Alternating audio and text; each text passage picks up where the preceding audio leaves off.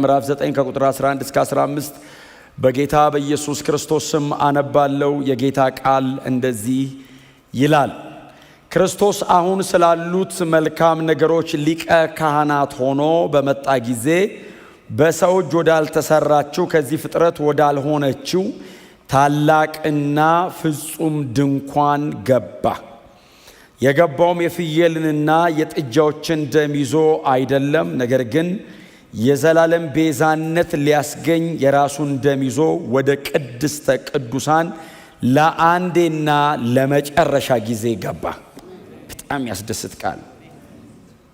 የውጭ አካላቸው ይነጻ ዘንድ በረከሱ ሰዎች ላይ የሚረጨው የፍየሎችና የኮርማዎች ደም እንዲሁም የጊደር አመድ የሚቀድሳቸው ከሆነ በዘላለም መንፈስ አማካኝነት ራሱን ነውር አልባ መስዋዕት አድርጎ ለእግዚአብሔር ያቀረበው የክርስቶስ ደም ሕያው እግዚአብሔርን እንድናመልክ ሕሊናችንን ከሙት ሥራ እንዴት ይበልጥ ያነጻ ይሆን?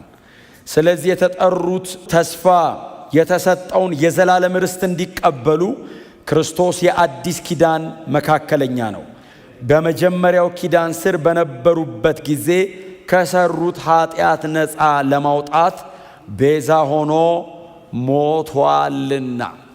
ጌታ የተመሰገነ ይሁን። ባለፈው ሳምንት እንግዲህ እንደጀመርነው የቀደመችው ድንኳን ብሎ ነው የሚያስቀምጠው የዚህ ደብዳቤ የዕብራውያን ደብዳቤ ጸሐፊ የሆነው ሰው። የቀደመችው ድንኳን ይልና ሁለት ክፍል አላት ይላል አይደል? የመጀመሪያው ቅድስት ነው፣ በሳይዝ ደረጃ ሰፋ የሚለው ማለት ነው።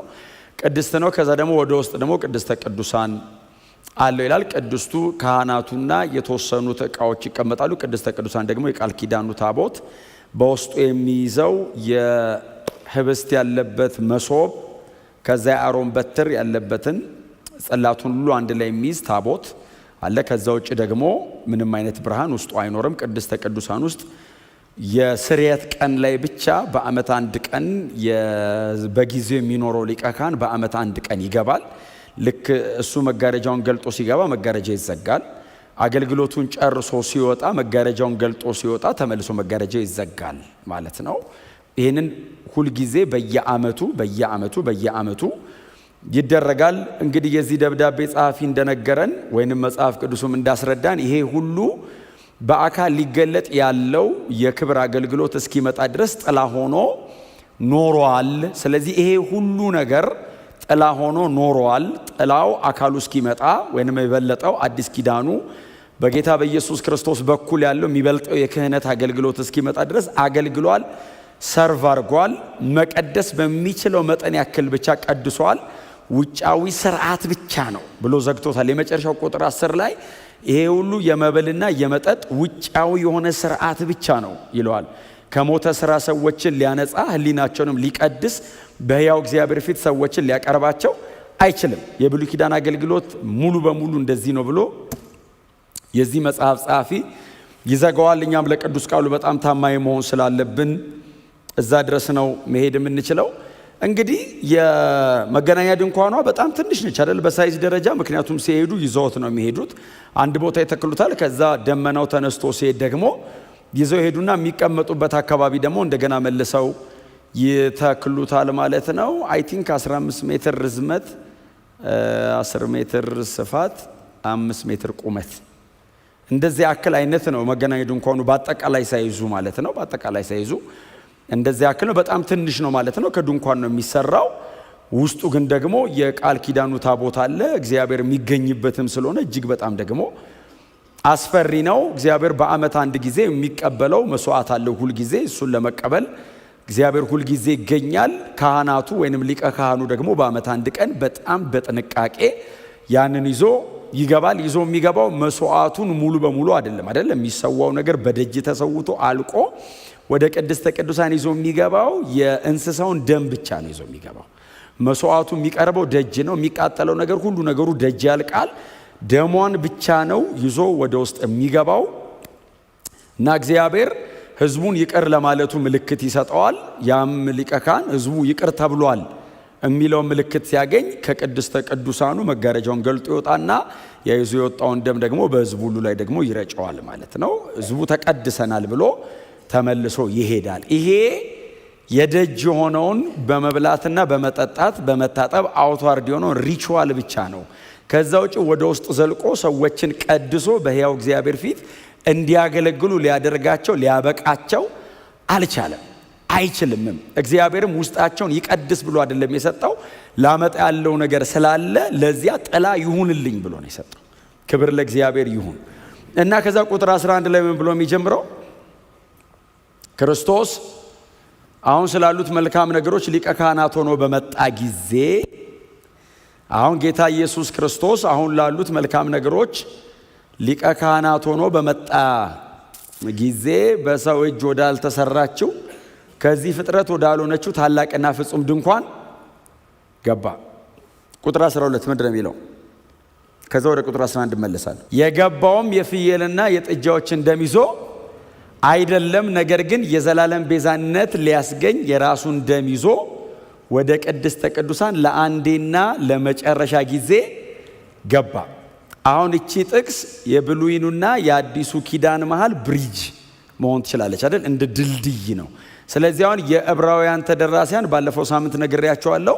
50ዎቹ አጋማሽ አካባቢ ከሆነ ይሄ ደብዳቤ ተጻፈው 70 ዓመተ ምህረት ላይ ስለሆነ ኢየሩሳሌምም የፈረሰችው ሄሮድስ እንደገና ሪቢውልት ያደረገው ቤተ መቅደስም 70 ዓመተ ምህረት ገደማ ስለሆነ የፈረሰው የክህነት አገልግሎቱ ካህናቱ ስርዓቱ ምናምን አለዛ አካባቢ እና ዕብራውያን በተወሰነ መንገድ ያውቃሉ። እነሱ አካባቢ አሁን ስርዓቱን የሚፈጽሙ ሰዎችም ሊኖሩ ይችላሉ። በዛ አይነት ላይን ውስጥ ያለ በዛ ያለ ሰው ሊኖር ይችላል እነሱ መሃል። ስለዚህ አሁን የዚህ ሰው መልእክት ከኛ በላይ ለነሱ በጣም ግልጽ ነው። ጌታ ኢየሱስ ክርስቶስ ወደ ቅድስተ ቅዱሳን ገብቷል አላቸው። ኦፍ ኮርስ በየዓመቱ ማንኛውም ሊቀ ካህን እኮ ይገባል ይሉታል። አሁን ቁጥር 11 ሲነበብላቸው ጌታ ኢየሱስ ክርስቶስ ወደ ቅድስተ ቅዱሳን ገባ ሲላቸው አዎ እውነት ነው፣ ሊቀ ካህን አይደል እንዴ ያልከን ያለው? ማንኛውም ሊቀ ካህን እኮ በዓመት አንዴ ይሁን እንጂ ወደ ቅድስተ ቅዱሳን እኮ ይገባል ሲሉት ጌታ ኢየሱስ ክርስቶስ የገባበት ድንኳን የቀደሙ ሊቀ ካህናት እንደሚገቡበት አይነት ድንኳን አደለችም። የቀደሙት ሊቀ ካህናት የሚገቡት በሰው እጅ የተሰራች በሰው መካከል የተቀመጠች ኢየሱስ ሊገባባት ላለው ድንኳን ምሳሌ ሆነች ምድር ላይ ያለች ድንኳን ናት ይላል። ታዲያ ኢየሱስ የገባው የት ነው ሲሉት ዘላለማዊ ወደ ሆነችው ወደ ከበረችውና በሰማይ ወዳለችው ነው። ማንም ገብቶ አያውቅም። ኢየሱስ ለመጀመሪያ ጊዜ ነው የገባው።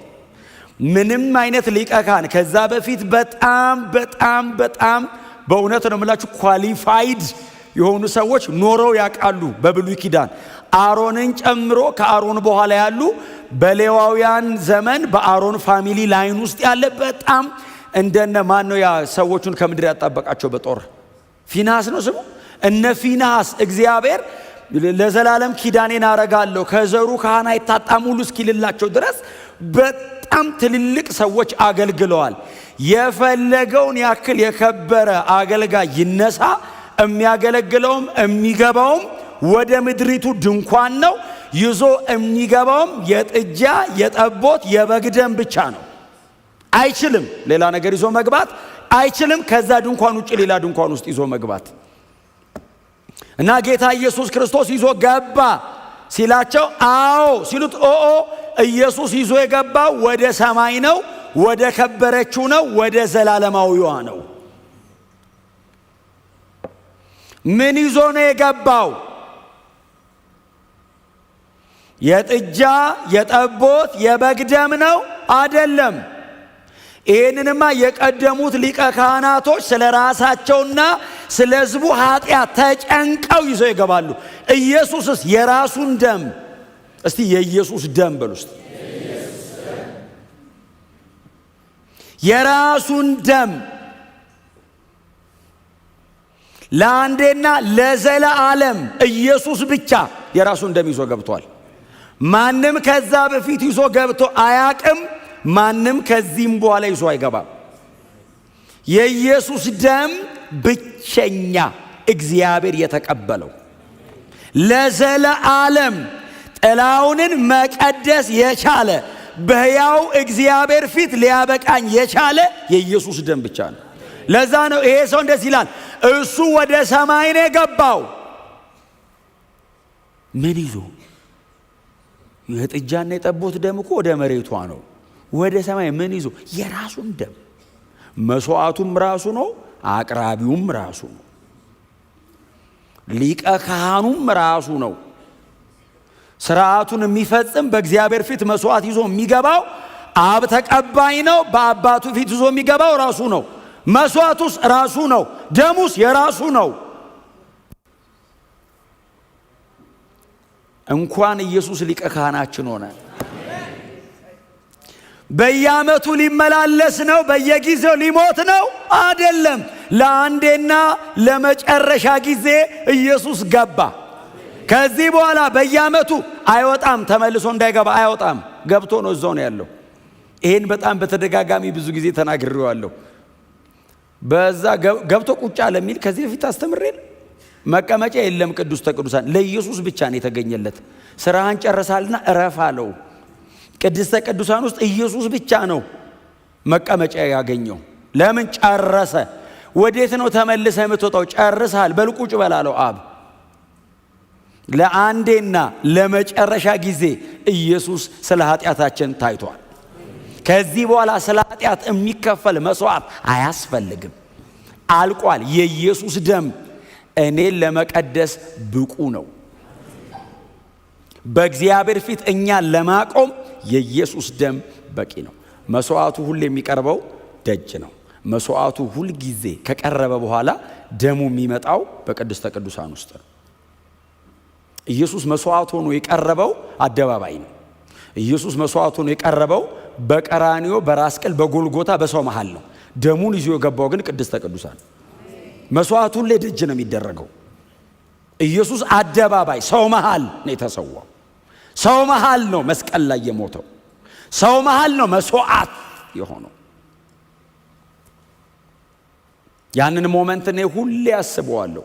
ሁልጊዜም ደግሞ በእውነት ልናገረው ናፍቃለሁ፣ እጓጓለሁ። ሳስበው አንድ ምነግረው ሰው ቢኖር እላለሁ ሁሌ። ኢየሱስ የሞተ ቀን፣ ደሙ የፈሰሰ ቀን፣ አብ የቀደመው ኪዳን ላይ የነበረውን አገልግሎት ዘግቶ አዲሱን ኪዳን የከፈተበት ቀን። ያ ቀን በጣም ለብዙ ሰዎች አልገባቸውም፣ ተከታዮቹን ጨምሮ። ፈሪሳውያንና የአይሁድ ሕግ መምህራን የሮም ወታደሮች ብቻ እኮ አይደሉም። ተከታዮቹ የነበሩት 11 ይሁዳ ከመሸጡ ውጪ 11 እንኳን እኮ ገና አልተረዱትም። ተበተኑ፣ ትተውት ሁሉ ሄዱ። ማንም የገባው የለም። አብ ምን እየሰራ እንዳለ፣ ጌታ ኢየሱስ ክርስቶስ ምን እያከናወነ እንዳለ አልተረዳውም ማንም ሰው። ያቺ ቀን ዝም ብላችሁ ሳሉት እስቲ እርቃኑን እየተደበደበ የሚሰቀልበት ቦታ እስኪደርስ ድረስ ጌታ ኢየሱስ ክርስቶስ ጸጥ። አንዳንዶች ሊያግዙት የጴጥሮስ አይነቶች ሰይፍ እየመዘዙ የሰው ጆሮ ሁሉ የመቁረጥ ሞክረዋል። ይፈውሳል እንዳታስተጓጉለኝ እያለ። አሳዳጅ ይፈወሳል? አይፈወስም። ደጋረክ ሰይፍ ጨምርልሃለሁ ነው ምንለው እኛ ብንሆን። እንደውም እንጸልይለታለን እጁን ይዘን ቀጥል ብለን። ጌታ ኢየሱስስ ልታስተጓጉለኝ ነው። ለምን? አዲሱ ኪዳን ሊደረግ ነዋ። እግዚአብሔር ፊት ያንን ደም ይዞ ሊቀርብ ነዋ። ስለዚህ ጆሮ ሲቆርጥ ይለጥፋል። ኢየሱስ መንገድ ሊሄድበት ይለዋል። ተው መልስ።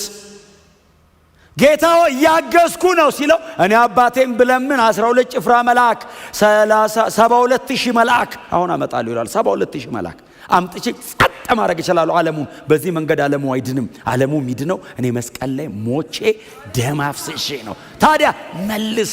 ተሸንፎ ይመስላል ድል እያረገ ነው። እየጣለ ይመስላል እያስታረቀን ነው። እየተወን ይመስላል ለዘላለም የራሱ እያረገን ነው።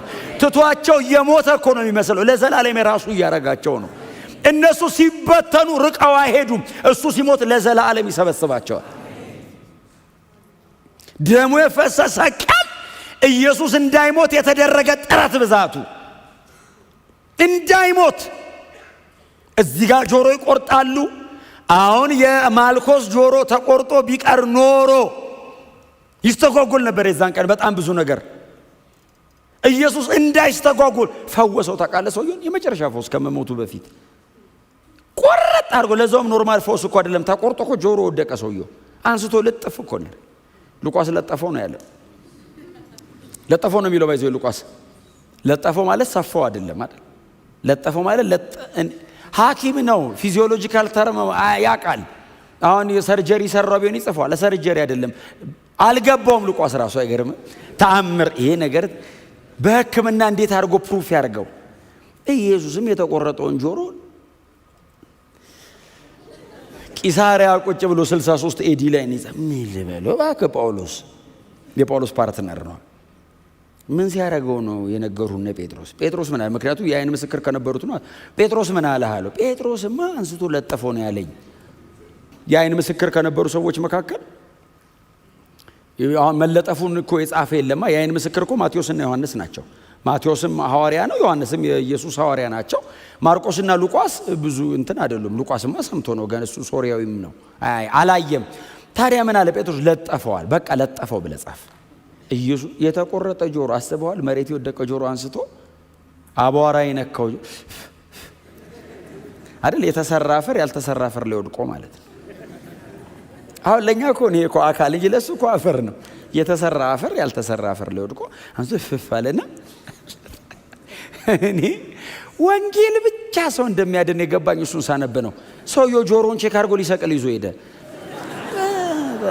ተአምር አይደለም እንኳን ያያ አይደለም ተሰርቶላ አይደለም የእግዚአብሔር ቃል ብርሃን ነው በህይወት የሚያኖረ ወንጌል ይግባ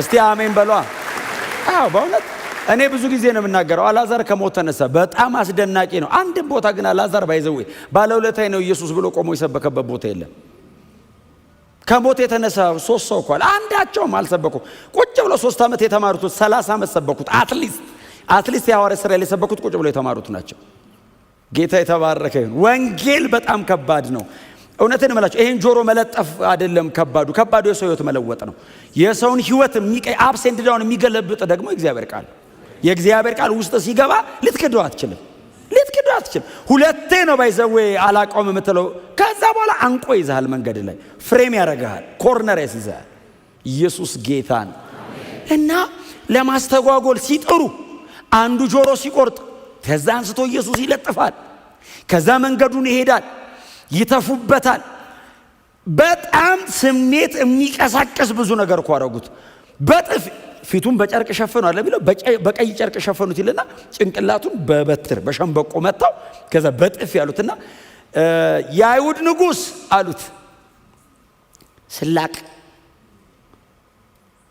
እንደው እያሾፉ ነው ግን እኮ እውነታቸው ነው እኮ የአይሁድ ንጉስ እኮ ነው የአይሁድ ንጉስ ማን ነው በጥፍ የመታ ትንቢት እናገራለሁ ስትል አልነበር ማን የመታ አሉት አንተ ነህ የመታኝ ማለት የሰውን ሁሉ ልብ ያቃል ይላል እኮ መጽሐፍ ቅዱስ በጥፍ የመታውን አይደለም ያሰብከውን ያቃል የፈጠረውን ሰውዬ ፈጣሪው እኮ ነው ሊያድነው እኮ ነው ሰው የሆነው በጥፍ መታው ማን የመታ እስቲ ትንቢት ተናገር ሲሉት ዝም አለ ይላል ጸጥ አለ ለምን ሊሞት ነው ያንን ኪዳን ማረግ አለበታ ያ መቀደሻችን መንጫችን ህሊናችንን ከሞተ ስራ አንጽቶ ሕያው እግዚአብሔርን እንድናመልክ የሚያደርገንን ቅዱስ ደም ኢየሱስ መስዋዕት አድርጎ ሊያቀርብ ነው ታዲያ ጻጣ የሚበልጥ ከፊት አለ የታገሰው ለዛ ነው እንጂ ምድር ላይ ስሙ ያልተጠቀሰ አንድ ተራ ባሪያ በጥፊ መቶት አይደለም የምድር ነገስታት ገዢ ነው ኢየሱስ የምድር ነገስታት ገዢ ነው ታሪክን ወደ ቀኝ ወደ ግራ የሚያደርገው ኢየሱስ ነው የታሪክ ባለቤት ነው የታሪክ ምንጭ ነው የታሪክ ጸሐፊ ነው ታሪክ ሰሪም እሱ ነው ታሪክ እሱ ላይ ነው ያለው ከሱ የተሰራ አይተን ነው እኛ ሪከርድ አድርገን የምናወራው ታሪክ በእጁ ነው ያለው ሂስትሪ ሜክ የሚያደርገው ኢየሱስ ነው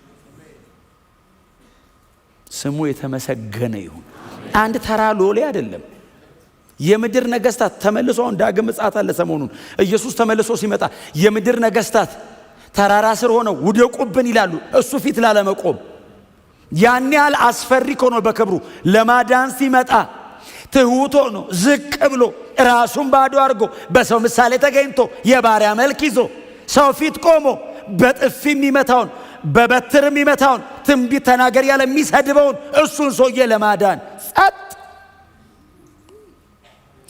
አንተን የመታኝ ቢለው መላእክት ያጠፉታል ሰውየው።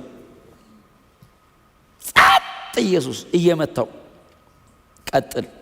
አንድ ቀን ሲበራልህ የደበደብኩት እኮ ጌታዬን ነው ብለህ ትሰብካለህ። ጸጥ ብሎ መንገዱን ሄደ። ጲላጦስ ፍርድ ወንበር ፊት፣ እዚህ ቤት ሁሌ ስለሆነ የምናወራው፣ ጲላጦስ ፍርድ ወንበር ፊት 40 ገርፈው ተልትለው ደሙ ከሰውነቱ ላይ እየወረደ ጸጥ እያጣጣረ ዝም ያንን 0.8 ኪሎ ሜትር ደረቅ እንጨት አሸክመው ይዞት ሲወጡ ዝም መሸከም አቅቶት ሲወድቅ ያ ማን ነው? የሊቢያው ሰው የቀሬናው ስምዖን ነው ዮሴፍ ነው? ስምዖን ተሸከመለት እንጨት ሲሉት የሱን እንጨት አሸክመው ሳይበላ ውሎ አድሮ ዋጋ ከፍሎ ያንን መንገድ ብቻው። አንዳንድ ሴቶች ትዝ ይላቸዋል መንገድ ላይ ልብሱን እየያዙ ጮሁ